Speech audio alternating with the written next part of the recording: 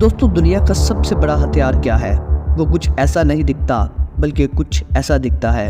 यह है US dollar. सिर्फ इंडिया और पाकिस्तान ही नहीं, बल्कि पूरी दुनिया इस डॉलर की गुलाम है। क्योंकि अमेरिका के लिए ये यूएस डॉलर सिर्फ लेन देन की करेंसी नहीं, एक टूल है, एक वेपन है, जिससे वो मुझे, आपको और बल्कि सारी दुनिया को कंट्रोल करता है। कई महीनों से आपने न्यूज़ में सुना होगा कि रुपये गिर रहा है और डॉलर स्ट्रॉन्ग होता जा रहा है, लेकिन आखिर कैसे? हम हमेशा रुपये का डॉलर से क्यों कंपैरिजन करते हैं? डॉलर की वैल्यू को कौन कंट्रोल करता है? और सबसे अहम ये कि आखिर डॉलर पूरी दुनिया को कंट्रोल कैसे करता है? आइए जानते हैं यूएस डॉलर के पीछे की असल कहानी दी वायरल वर्ल्ड की इस वीडियो में।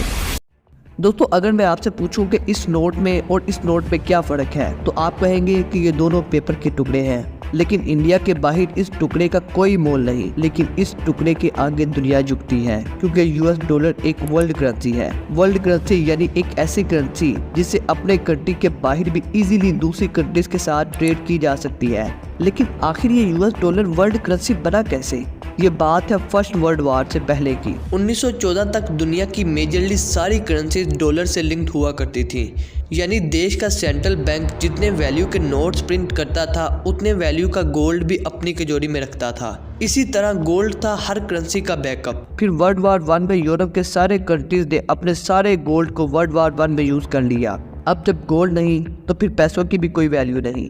इस वक्त अमेरिका के लोगों ने दिमाग इस्तेमाल किया और कहा कि अगर आपके पास गोल्ड नहीं है तो कोई प्रॉब्लम नहीं, हमारे पास है। उस वक्त दुनिया के 75% गोल्ड रिजर्व्स सिर्फ एक कंट्री के पास थे, और वो था यूएस यानी अमेरिका। 1944 में अमेरिका ने एक एग्रीमेंट किया जिसे ब्रेटन वुड्स एग्रीमेंट कहते हैं, जिसमें यह डिसाइड हुआ कि यूएस डॉलर तो एक स्टेबल करेंसी है, तो सब लोग अपने कंट्री की करेंसी को यूएस डॉलर से लिंक कर लें। इस तरह अमेरिका का डॉलर बन गया पूरी दुनिया की करेंसी का बैकअप। आज सारे central banks 59% reserve US dollar में रखते हैं। इसके अलावा दोस्तों, अब जिम्बाब्वे में हाइपर इन्फ्लेशन है, उनकी करेंसी की आज के दिन कोई वैल्यू नहीं, इसलिए वहाँ के लोग यूएस डॉलर में ही एक दूसरे से लेन देन करते हैं। जिम्बाब्वे के अलावा एक्वाडोर और एल सल्वाडोर में भी लोग यूएस डॉलर को ही लेन देन में यूज करते हैं, क्योंकि उन्हें अपनी करेंसी से ज्यादा यूएस डॉलर पर भरोसा है। इस वजह से भी आज पूरी दुनिया में डॉलर को हर जगह लोग इम्पोर्टेंस देते हैं। दोस्तों, अगर मैं आपसे ये कहूँ कि डॉलर एक करेंसी नहीं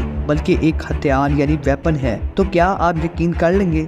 नहीं ना, लेकिन रुकिए। 1971 में प्रेसिडेंट निक्सन ने गोल्ड टेंडर को ही खत्म कर दिया था, यानी फेड जो कि यूएस की सेंट्रल बैंक है, उसे पूरा फ्रीडम मिल गया कि यूएस डॉलर को कंट्रोल करे। यानी पहले गोल्ड की प्राइस से डॉलर की वैल्यू होती थी, लेकिन 1971 के बाद डॉलर की वैल्यू से ही गोल्ड की वैल्यू का पता लगाना पड़ता है। आज की दुनिया में होता यह है कि अगर पाकिस्तान या इंडिया को जर्मनी से कुछ खरीदना हो, तो पाकिस्तानी या इंडियन बायर्स पहले रुपीस को डॉलर में कन्वर्ट करते हैं, फिर जर्मनी के सेलर को डॉलर ट्रांसफर करते हैं, और फिर जर्मनी के बैंक डॉलर को यूरो में कन्वर्ट करते हैं, और फिर आखिर सेलर को यूरो में पैसा मिलता है। इस ट्रांजैक्शन में दो प्रॉब्लम्स है। एक तो ये कि दोनों पार्टीज को एडिशन चार्जेस पे करने पड़ते हैं, और दूसरा ये कि यूएस डॉलर को कंट्रोल यूएस फेड करता है। वही कंट्रोल करते हैं कि एक यूएस डॉलर को कैसे इस्तेमाल करना है। इसके अलावा यूएस फेड ये भी कंट्रोल करता है कि कौन सा कंट्री यूएस से पेमेंट कर सकता है और कौन सा नहीं।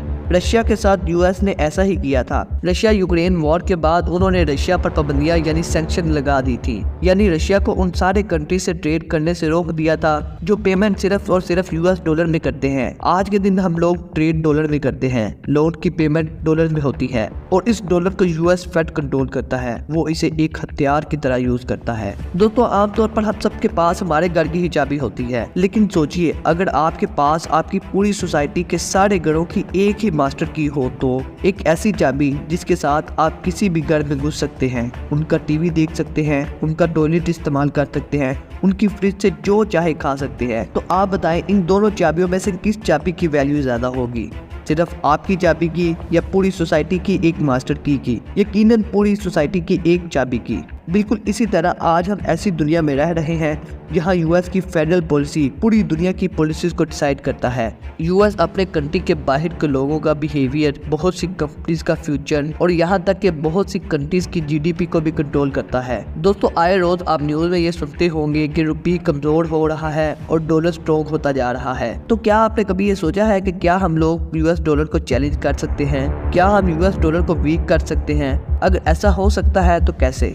डॉलर को वीक करने के लिए हमें एक स्ट्रॉन्ग और स्टेबल इकोनॉमी के साथ एक ऐसी करेंसी ढूंढनी होगी जिस पर ज़्यादा से ज़्यादा कंट्रीज यकीन कर सकें। ट्रेड करते वक्त उस करेंसी को यूज़ करें और लोन को उसी करेंसी में पे करें।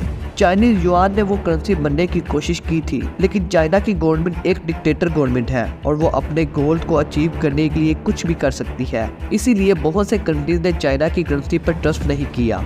यूरो भी एक अल्टरनेटिव करेंसी हो सकता था, लेकिन यूके जो कुछ साल पहले तक यूरोप का ही हिस्सा था, वो भी यूरो को एक्सेप्ट नहीं कर पाया और उसकी अपनी अलग करेंसी है। आज के दिन हम ये कहते तो हैं कि सब ह्यूमन सेम है, जियोग्राफिकल बाउंड्रीज मैटर नहीं करती, लेकिन यूएस डॉलर के सारे करेंसी के ऊपर होने की वजह से सारे ह्यूमन सेम नहीं हैं। आज हर अमेरिकन के पास एक बहुत बड़ा एडवांटेज है। क्योंकि वो अमेरिका में पैदा हुआ है।